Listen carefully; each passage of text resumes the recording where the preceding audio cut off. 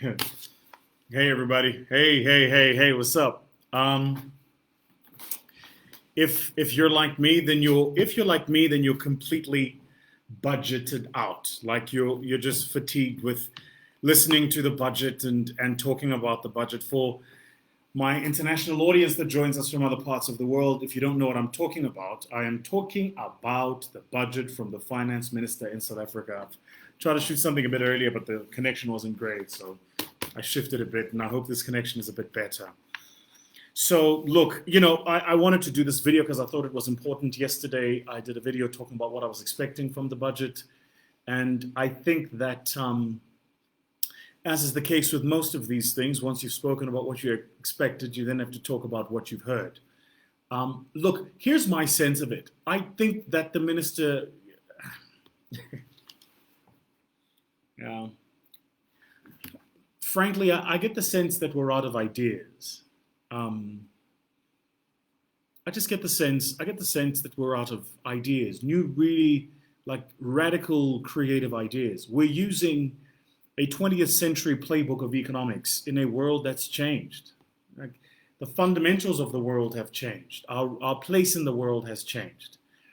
And what the world is looking for from us as Africa, as South Africa, has changed. And it appears to me that we're still playing by the rule book of the world that was, right? Like we're still treating the world that way. And I think, I just think it's short-sighted. So for instance, I'll give you an example. If you look at the budget from yesterday, one of the things I noticed, which was interesting, is that even though consolidated government expenditure is 2.2 trillion rand, social services alone is 1.2 trillion, just social services.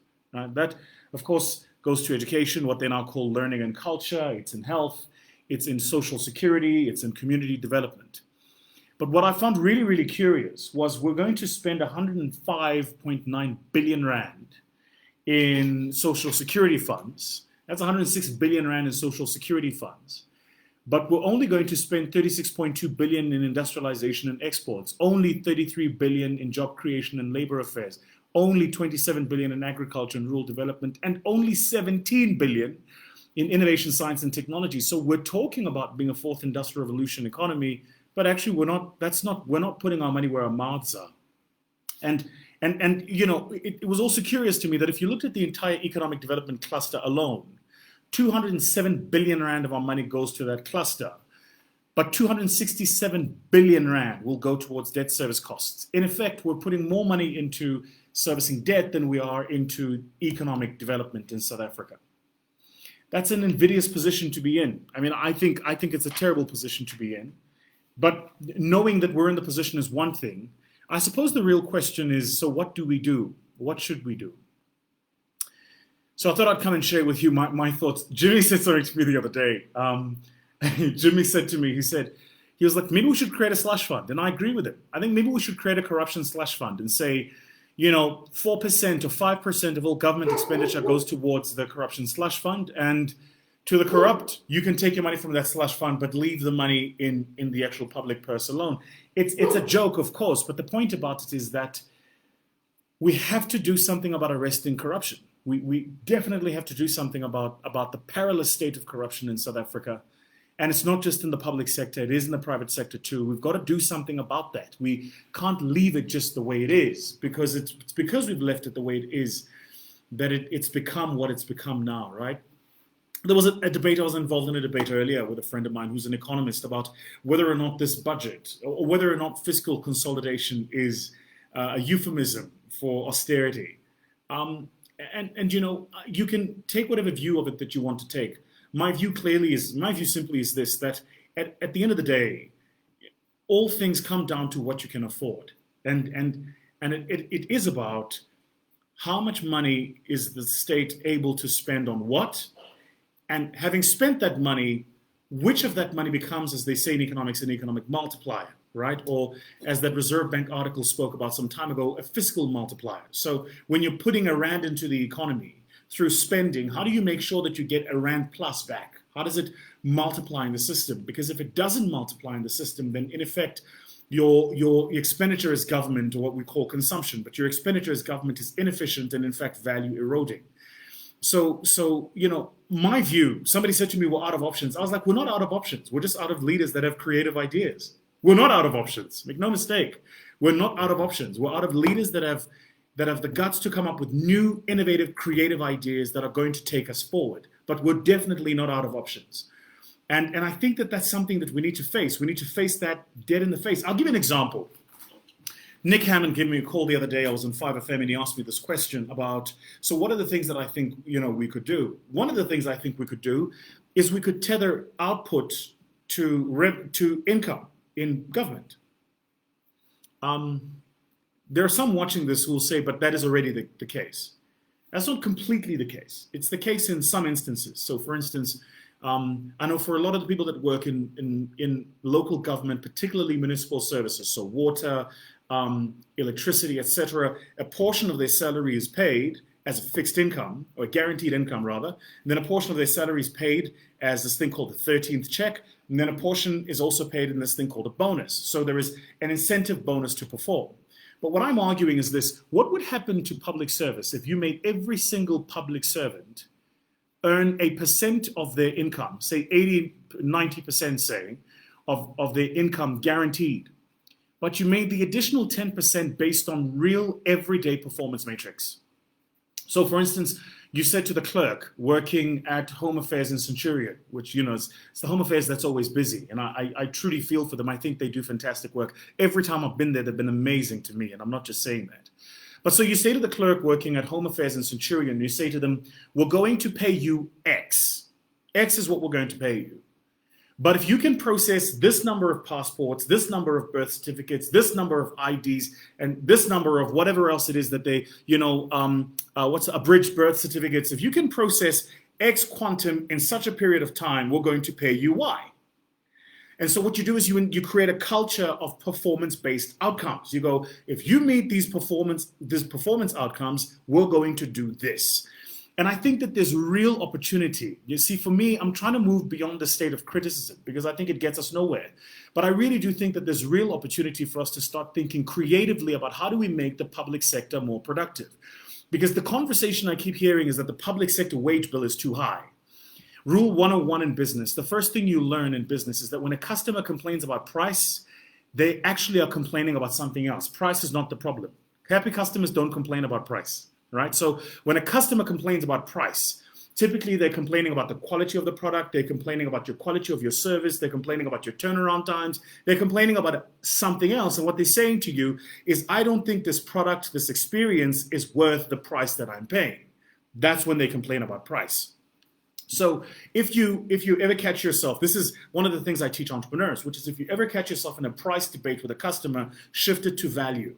Every time the customer is talking about price, typically the conversation is a value conversation, right? So that being the case, I think we keep talking about this public sector wage bill, but actually what we want to talk about is outcomes and efficiencies coming out of the public sector. What kind of outcomes and efficiencies should be coming out of the public sector? What kind of productivity are we expecting from the public sector? And what does that mean for the average citizen every single day? A simple example, if you're driving down the road and there's a pothole, and you report that pothole to whichever roads agency in whichever part of the country that you live in. I'm not going to name any because I don't want this to become about that road agency is worse or better than that one. But when you make that phone call to your local, roads agency or the local municipal office, and you tell them about that pothole, how long does it take the pothole to be fixed? Now, I can't see why in an age where you and I are connected right now, there's 1,200 of you watching me on this live on Facebook. I can't see why we don't have an online application, something that you can go into online, log the pothole, log when you logged it, send the instructions straight through to whomever it is that is supposed to fix it, and they have a guaranteed turnaround time of by when that pothole must be fixed. I can't see why we don't have, we're talking about fourth industrial revolution, I can't see why we don't have that as a solution. I mean, guys, I can't see why we're not able to open cases, close cases, track cases, and all sorts of things on an online application. Why do we still have to fill out the actual physical document in the police station, right? And so the point I'm making is that I don't think we're out of options. I just think we're out of new and fresh ideas. And one of the commitments I've made to myself is that I'm going to do the best I can to try and present these ideas so that, at the very least, you can say, well, at least I told them. It also appears to me that we're straddling what is a very difficult place now, where there is competition between whether or not we're a free market economy or not. I'm not a purist, right? And I don't think anybody is. But I think we're going to have to start fundamentally thinking the role regulation and legislation plays and how it enables economic value creation, right? I'll give you a simple example. I have bemoaned this for years, and I will continue to bemoan it until people listen. The labor relations framework in South Africa is problematic. Now, when I say that, people go, you just want to be able to exploit labor. No. But think about it this way. If you, watching this conversation, let's see, Munyumba, right? Munyumba Mutwale. If you watching this conversation, having left me this comment, or yourself, Refilwe, having left me this comment, if you watching this conversation decided tomorrow that you want to start a business, you go to the CIPC, you register your business, you go to the receiver, you register for corporate income tax, for PAYE, for UI, you go to the Department of Labor, you register for UIF, you register for VAT. So you go through that kind of statutory process of making sure you register for all the things you need to register for, right? Right. The first day you start operating, when you employ the first person in your business, the regiment of laws, the regime of laws that are enforced on you are exactly the same regime of laws that ShopRite has to abide by, and ShopRite employs a couple of tens of thousands of people. The IR department in ShopRite alone is bigger than the size of many mid-sized firms. Now that's clearly not a tenable situation. And take it from somebody who's faced that before. You find yourself in a situation where there's an issue with an employee, you take disciplinary action, and then the employee goes to the CCMA, and the CCMA looks first at process before they look at substance. So the CCMA says, did you follow the labor relations process? Long before they go, but substantively, did you have a case? And if you fail on process, it doesn't matter if substantively you have a case.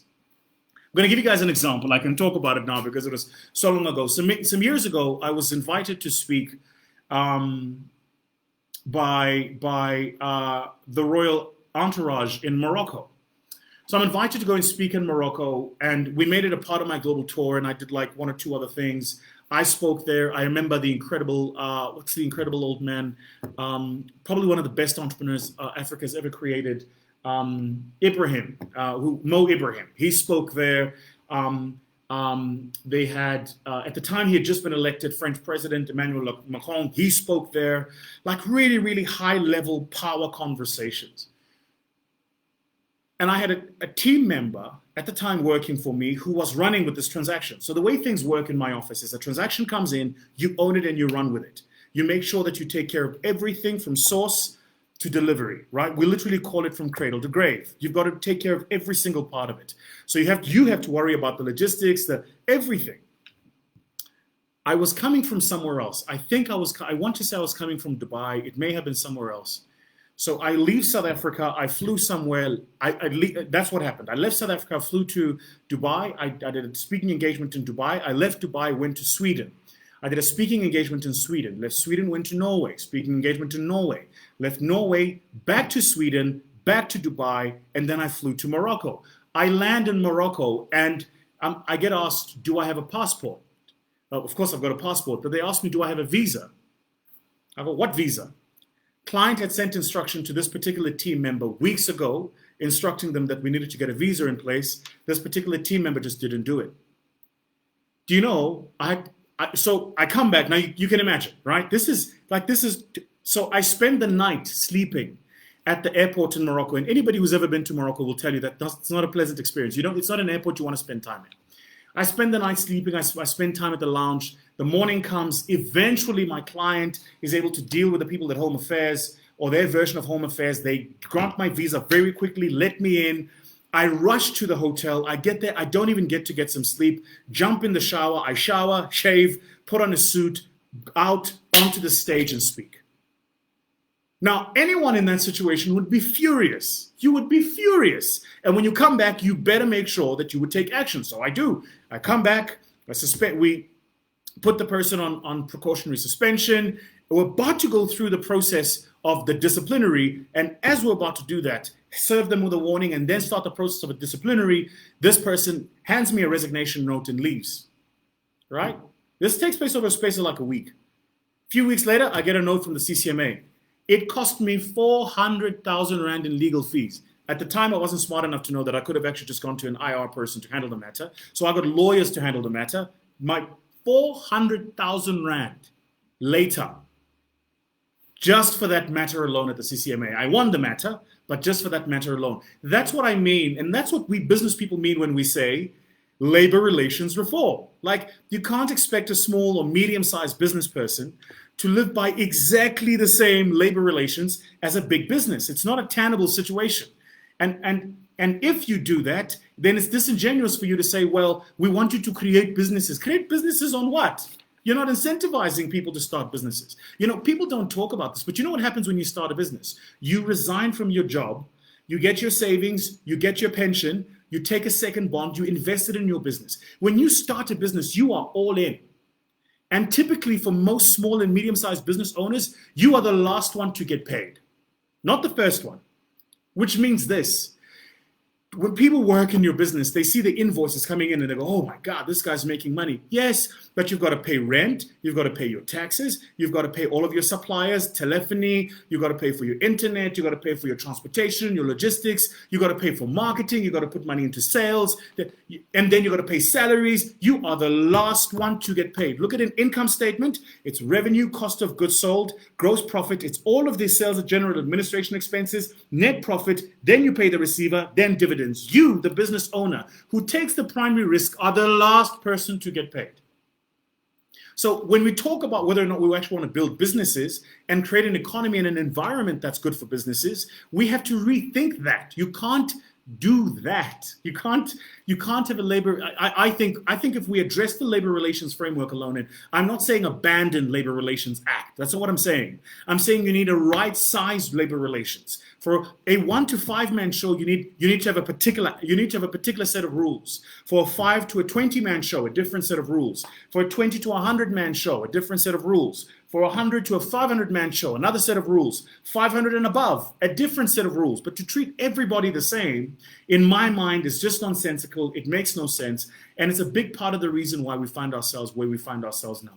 So I wanted to say this, that I was, you guys saw yesterday that the minister discontinued Section 12J, or rather didn't discontinue it, but they decided that they wouldn't be extending it. I'm neither here nor there. I remember when we first started my growth fund, I was sitting at the time with the fellow who was my business partner, and we looked at whether or not we should go the Section 12J route.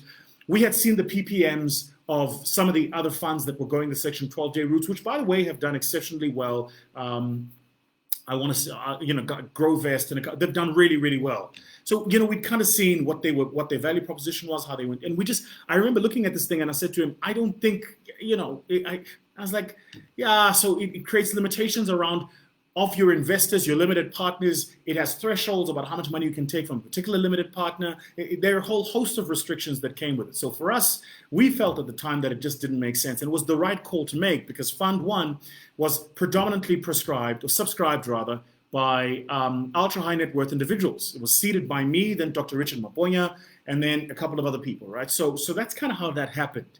And I'm glad that it happened that way because it allowed us the time, latitude, and space to grow. The point I'm making is even though Section 12J has been disconnected, and I've got to tell you, some of the WhatsApp groups I'm in with fellow VCs, they are proper upset. I'm kind of indifferent. I'm like, look, I do think that the scheme was a net positive. I think that the government could have perhaps looked at how do they restructure the scheme, how to introduce a new set of rules. But, I think it's crying over spilt milk. I think what we should be doing is thinking rather about how do we go back to the state and say, right, here were the outcomes and the results that came out of Section 12J, and what can we do going forward because of Section 12J? What are the other things that we should be doing? Again, my biggest worry continues to be education. I think if you look at them, I was looking at the numbers just now, but in education alone, we're spending 402 billion. 402 billion Rand in education. And I don't think we're getting the outcomes right. I really don't think we're getting the outcomes right. I don't think we're getting right the outcomes that we should be getting. If you look at the, I want to be careful how I say this, but I think we can do better to increase the quality of education and then therefore increase the quality of learner in terms of that spend. I just think that that spend is not completely efficient. So those are my thoughts, guys. And I thought, it was, I'd come on and I'd said, the minister's going to say 1, 2, 3. And I was like, well, I better come back to you guys and tell you what I thought just based on the budget speech. But I do again want to make the point that it's pretty clear that we're in a very invidious position. It's very, very clear. Debt GDP is now above the 80% mark. It's just marginally over 80%. I saw in fact, I've got it here from Treasury. It was saying the proposed fiscal framework will stabilize debt at 88.9% of GDP in 2025, 2026. A friend of mine who works as an economist, I won't mention her name because I don't have her permission to, said that they've done their own modeling. And she says, that presumes that we hit our growth numbers, and we don't have a track record of hitting our numbers. If you look at the past 5 years, if you just look at the past 5 years, we've constantly come under our projected growth numbers. And so if we underperform in our growth numbers, then as a consequence, debt to GDP will be higher. She says theirs had actually modeled it at something even as high as 97%, which is just an untenable situation. Umqondisi, who some of you guys would have seen me do conversations with, he has a completely different set of thoughts. And one of the thoughts he shared with me, and I'll share it with you, which was interesting, he said, actually, you can stimulate by printing money, but you should print that money and put it into the productive sectors, don't put it into consumption. So for instance, in the US, they went through the stimulus program and they gave everybody a stimulus check, right? So in the US, people got, I think it was a couple of $100 or whatever, but they got a stimulus check during the period of COVID. Mkondisi's argument is different. He looks at the Japan model. So in Japan, for instance, when they did stimulus, what they did is they put that stimulus in the productive sectors. They didn't give it to consumers. So it went to Nissan, Toyota, and Hitachi, and all of the large industrial players. They stimulated them because what they recognized was that if you stimulate industrial capacity, if you give factories, businesses free money, the only thing they can do with that money is what? Invest.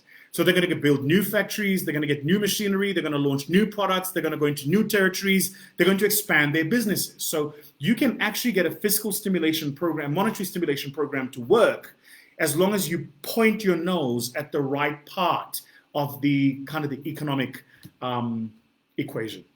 So those are my thoughts. Leave me with your comments, by the way. Let me know what you think. Candice Domingo says, many organizations not following the laws, but employees remain in a state to be grateful for the job that they look. I mean, Candice, again, I agree. I'm not saying that everybody follows the law to the letter, but I think there is a balancing act. This pendulum has just swung in my mind way too far. It swung way too far. So I hear you, and I agree that there are definitely businesses out there that are constantly breaking. There was a mine just now on TV. I saw something about a mine where workers have lost lives, and this mine, it seems, wasn't compliant with health and safety regulations. So my view is this: if somebody breaks the law, don't change the law. Punish the person that breaks the law. That's how it works. So if people are breaking the law, that is not the law itself. So we should be working on the enforcement. If people are not doing the things they should be doing, it's the enforcement that we should be looking at. In my mind, that's where we should be applying our minds, right? Somebody says, well, Vusi, Brock says, Vusi, why don't you apply and be an advisor to the president with those ideas? I don't know, man. I feel like, by the way, I think the president has very good people around him. If you look at the Presidential Economic Advisory Council and the people in that Presidential Economic Advisory Council, I don't think the president is without people around him with these ideas. I just think that the system is more complex than the president. I think the president doesn't run a one-man show, right? He runs government, which is the largest organism, kind of like functioning organism in the country. Literally, it's the largest employer, I think, right? So the president is not a one-man show. It's not that if you advise the president, then automatically all of these things will happen. And I do think, I get the sense that the president is getting good advice as it is. But I was very concerned. I didn't hear much about fourth industrial revolution, didn't hear much about South Africa preparing itself for the future economy. This is why sometimes I get worried about the things we say in South Africa. I hear people talk about the past and the present and the future and how do we read. I don't hear us talking about how does South Africa compete in a global economy that is becoming increasingly more technological. So you right now are watching me on Facebook, not South African. You're probably watching me on a device that's not South African. The piece of hardware, so I'm running a particular piece of hardware here that is doing my Wi-Fi, not South African. Even us in South Africa are transmitting and having this conversation, and the value chain of equipment that's delivering that transmission is not South African. So and that, I saw an interview with Floyd. I thought he was absolutely right when he spoke about you've got to reindustrialize and recapacitate the industrial capacity of South Africa. I thought he was absolutely on the money. There are many things that I don't agree with the EFF on, but on that, I thought Floyd was absolutely on the money. He was right. You have to put money into the reindustrialization of the economy, and if you don't do that, you're going to have a massive problem.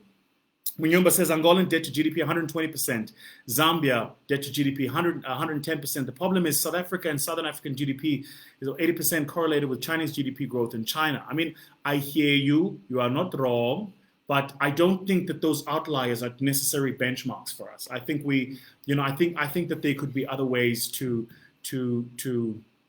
go about doing this.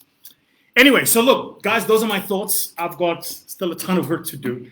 I'm still sitting at my desk, as you can tell. I thought I'd break up my day. I'm having my Red Bull so I can stay awake because I've got a lot of work to do. Leave me your thoughts, guys. Smonelo.